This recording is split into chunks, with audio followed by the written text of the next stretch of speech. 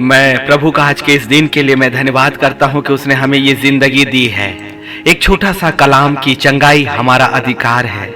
हम सब प्रभु की संतानें हैं। हमारी जिंदगी में विपत्तियां तो बहुत पड़ती हैं, खासकर जब बीमारियां हमारे जीवन को घेरती है या हमारे कुटुंब के किसी प्रियजन को घेरती है। हमारी पूरी जिंदगी इस पीड़ा और दुख में चली जाती है। पूरा परिवार, पूरा कुटुंब उस दुख में रहता है। लेकिन वो लोग जो प्रभु यीशु मसीह पर विश्वास करते हैं, उनके लिए एक आशा है। खुदावन का जो वचन उसके मुख से निकला वो कभी भी खाली नहीं गया, कभी भी खाली नहीं गया। और परमेश्वर आपके आंसुओं को देखता है। हमने अपनी जिंदगी में चंगाई इसलिए नहीं पाई क्योंकि वचन को हमने तो जाना, वचन को समझा, लेकिन कभी वचन को उपयोग नहीं किया।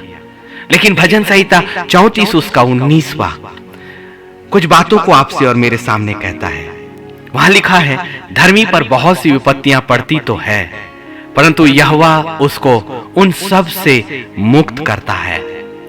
धर्मी वो व्यक्ति जो प्रभु यीशु मसीह पर विश्वास करता है, जो खुदा पर विश्वास करता है, उसके वचनों पर विश्वास करता है।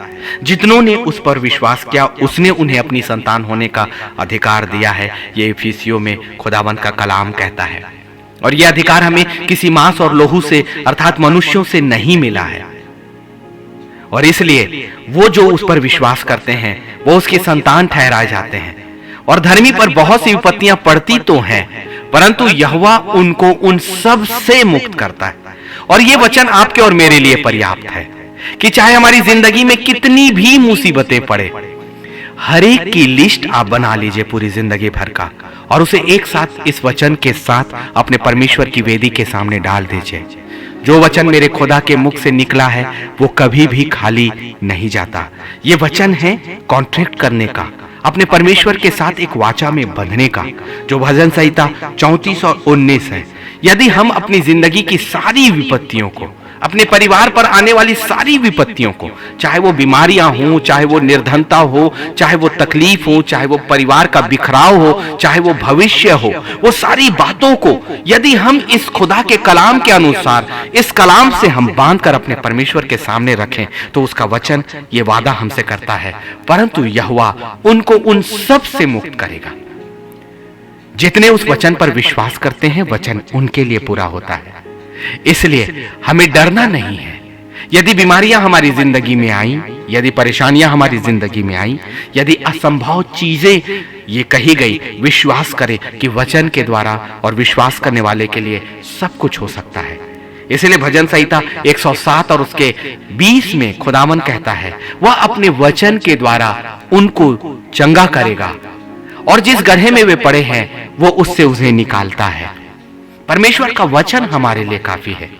और इसीलिए खुदा का वचन ये कहता है कि जो कल्पनाएं मैंने तुम्हारे विषय करी हैं, उन्हें मैं जानता हूं, वो तुम्हारे लिए हानि की नहीं परंतु वो लाभ ही की है, और अंत में मैं तुम्हारी आशा को पूरी करूंगा। जो वचन मेरे परमेश्वर के मुख से निकलता है वो कभी भी खाली नहीं गया है, कभी भी खाली नहीं गया है। और इसलिए वो हमें चंगा करता है और हमें गड्ढे से बाहर निकालता है। खुदावन दूसरा राजा उसके 20वें अध्याय के 5 में भी कहता है कि मैंने तेरी प्रार्थना सुनी और तेरे आंसू देखे, देख मैं तुझे चंगा करता हूं। इन वचनों को क्यों नहीं अपने परमेश्वर के साथ एक वाचा के रूप में रखते?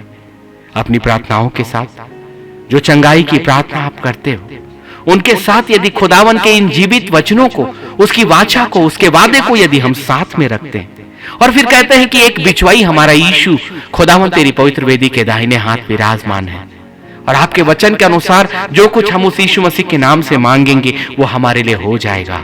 इसलिए इन वचनों की वाचा को जो खुदा ने आपसे कहा, अपनी प्रार्थना के साथ मिलाकर उस महायाजक जो पवित्र सिंहासन के सामने विराजमान है, आपका और मेरा यीशु, जिस नाम में सब कुछ है, उस यीशु के नाम से उस पवित्र सिंहासन के सामने रख दीजिए।